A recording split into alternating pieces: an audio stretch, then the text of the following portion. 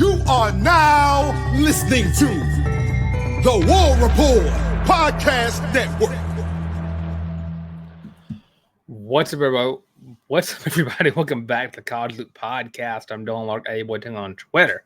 Here to talk to Aiden Liz, Auburn Athletics News, as I am back from my vacation. Sorry, I was not live on Sunday, but as you can tell, I got a little bit of sun, looking a little red in the face right now. But had a great weekend. Also got a chance to enjoy Friday's Nike release, as I got my hands on a nice hat that's on the way. So hopefully it'll get here very soon. So it ships to 4 to 7 days. Didn't say business days, so who knows when it exactly will ship. But some nice gear, some very nice gear on there, if I do say so myself. But today, we're going to talk about a few things regarding Auburn football. Starting off, we're going to do the position breakdown of the offensive line, but I do want to shout out the fact that fall camp does start this week. Hugh Freeze does have a press conference that he'll be doing on Wednesday, I believe. So we'll be talking about that on the Thursday episode of the College Loop. And do want to shout out the new ESPN spreads. ESPN has changed the spread, or I guess ESPN Bet, the sports book has changed. So whenever it first opened up, Auburn was a 2.5-point favorite over the Baylor Bears going into that season opener. Now it has shifted to a 1.5-point favorite in Baylor's direction. The over-under is still around 56.5. But yeah, basically it's a pick'em. It's a pick'em game. Auburn is going to this game with a little bit of hype. Baylor's going to this game with a little bit of hype. Baylor probably more so in the sense of they're seen mostly as a threat to the Big 12. Auburn, they're a fitness team. They can go one way or the other depending on how you feel about Jackson Arnold's chances. But everyone seems pretty confident in Jackson Arnold's ability. Again, 1.5-point spread. It's the first game of the season. You don't really know what to expect. It's a pick 'em. Week one's always just a pick 'em, and then after that, you start using your real analysis of games.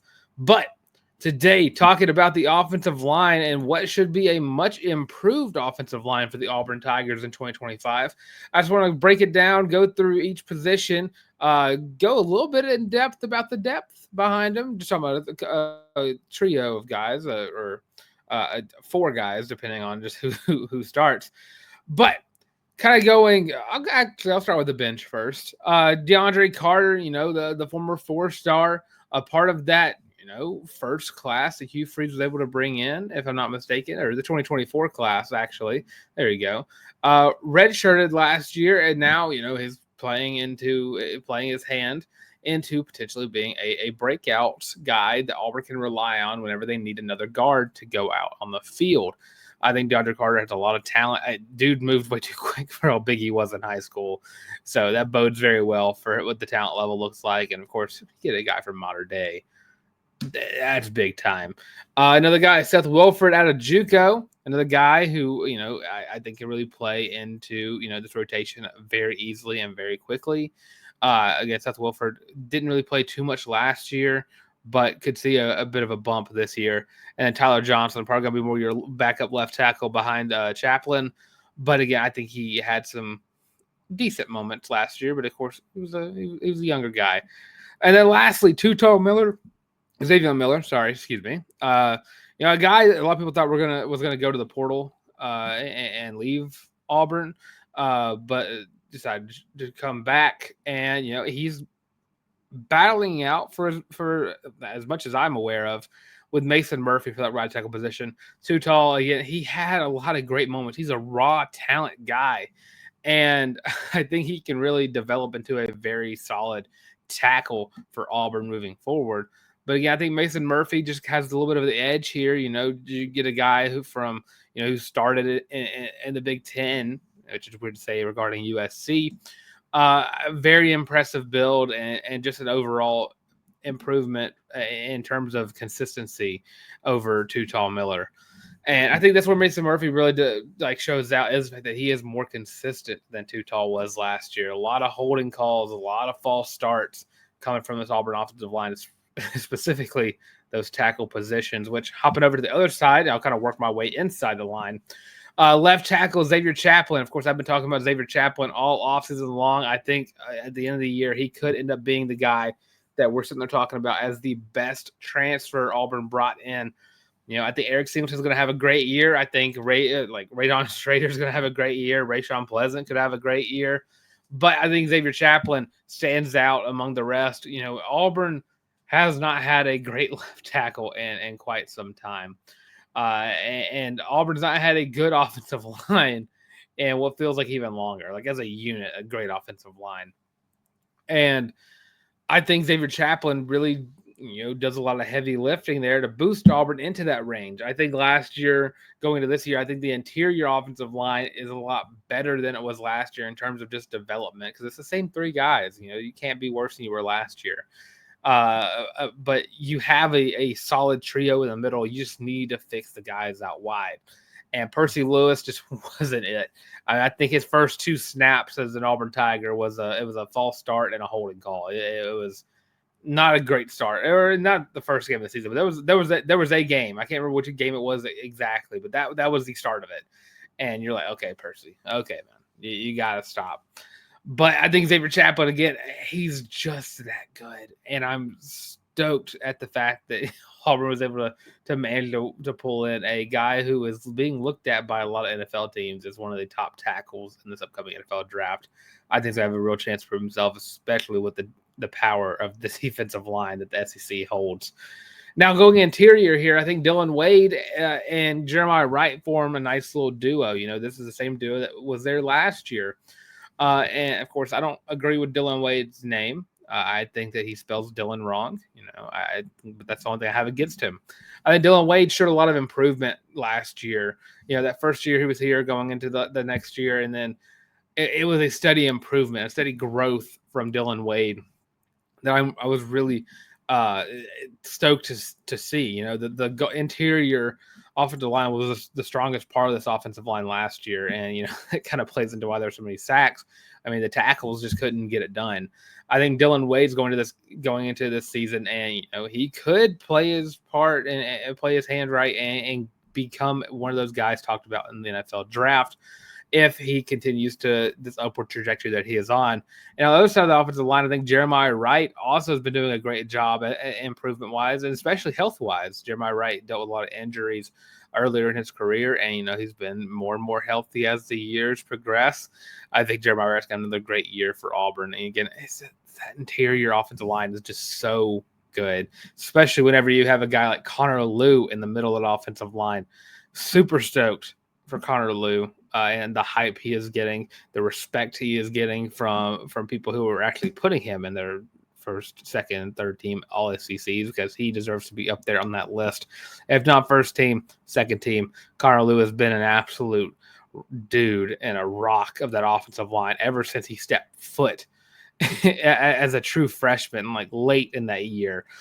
Dude has been an absolute G and a half. I really think Connor Lew can be looked at in the same atmosphere as Reese Dismukes at this point, just because of the sheer consistency he's had. And another year proves that in a row if he continues what he's been doing. And it's not even like upward trajectory. It's like he started at the top, and he's still at the top 2.5 years season wise down the stretch. But overall, this offensive line, I think, is a very solid unit. And I don't want to jinx anything going ahead into this year, but I do think that this offensive line can be one of the better offensive lines we've seen in quite some time. And I don't hope that's no, I'll knock on some wood right there. But I just like this unit so much. And I said that last year, but I have a different feeling about Chaplin than I did about Percy Lewis. Percy Lewis, all SEC third team the year prior. And again, the weight was something I mentioned the weight whenever he was first brought in. It probably got to drop a couple of pounds just to pick up the pace with a faster offense. But it just Percy never got there in game. I think Xavier Chaplin, I think he fits that mold perfectly as a all-around guy who should be an all SEC, all NCAA if Auburn is able to get that level of hype going for him. Level of tackle going forward into this year. But yeah, super stoked for this offensive line. Super, super stoked for this O-line. But we're going to quick little break. Let's have this break. We're going to try to go on with the remainder of this Way-Too-Early SZN Preview Series, talking a little bit about that Kentucky Wildcat game going forward. So before we go, leave a comment. Let me know what you think of this offensive line. How improved do you think it'll be? Rate them. Give me a grade on this offensive line. You think it's going to be an A+ offensive line, or even like a rate out of 1 to 10. However you want to rate it. Let me know the offensive line in the comment section below. Quick little break, and we'll be right back. Are you tired of having to rummage through just clothes after clothes after clothes looking for something to wear? Are you tired of your friends making fun of you for your terrible fashion sense? Well, do we have the shirt for you? Go to thewarreport.com, get your laptop out and do it right now. Go to the shop and get your very own Feelin' Loopy t-shirt as well as your college loop hat, and you can get both of them for only $25 each. Plus shipping and handling, of course. But with that, now back to your regular scheduled program. Of course, those are available on thewarreport.com. Go check those out on the shop and get your very own college loop merch. Most important things you're going to buy in your entire life. The most comfortable items you're going to wear in your entire life. Of course, that's all I want for the channel. And it's not even the best way. It's like down there at the bottom of the list. The best way to support the channel is, of course, by liking the video, commenting on the videos, and subscribing to the YouTube and all of the social media platforms that we post over here at the College Loop Podcast. Now, continue on with the Way-Too-Early SZN Preview Series. Last time we talked about this, we were talking about Missouri and Arkansas. Did a little Wombo Combo episode talking about those two. This week, we got Kentucky, the Week 10 opponent for the Auburn Tigers. Last year, Auburn was able to squeak out a win, 24-10. I say squeak out a win. Auburn was absolutely dominant on the ground. And this was a game where Jarquez Hunter had himself a day. 23 carries, 278 yards, and 2 tutties on the ground. And Kentucky, going into this year, I can't lie to you, Kentucky could finish 16th in the SEC this year. I am fully believing that they could.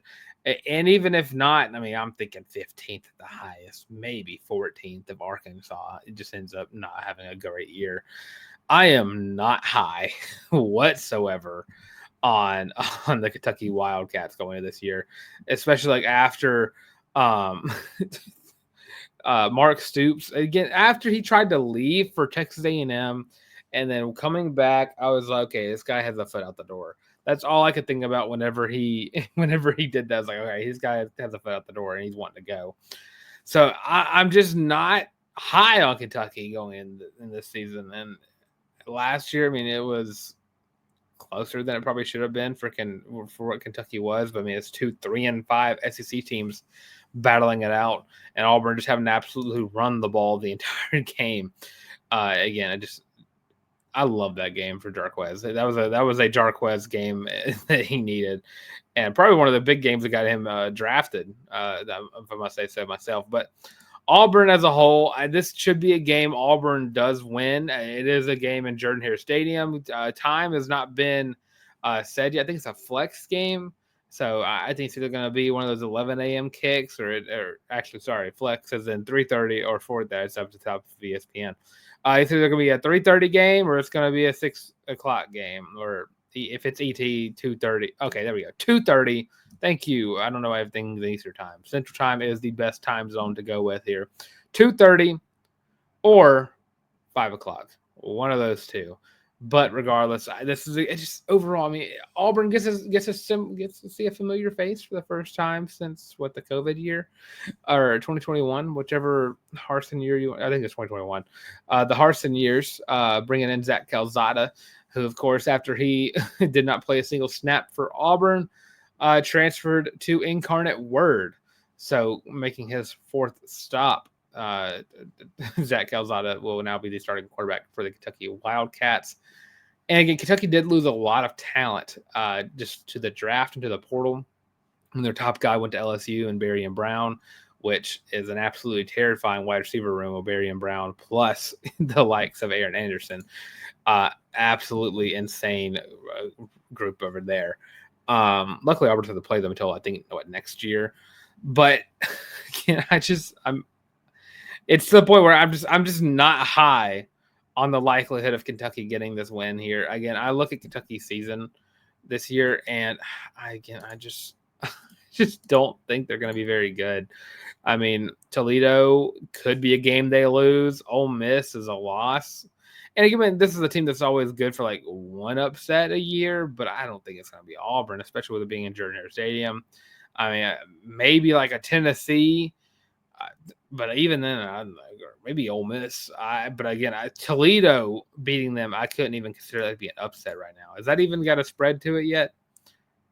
Kentucky's favored by 10 against Toledo. I don't know about that, if I'm being honest. But yeah, rough game right there for Kentucky. But yeah, I'm just not high on Kentucky whatsoever.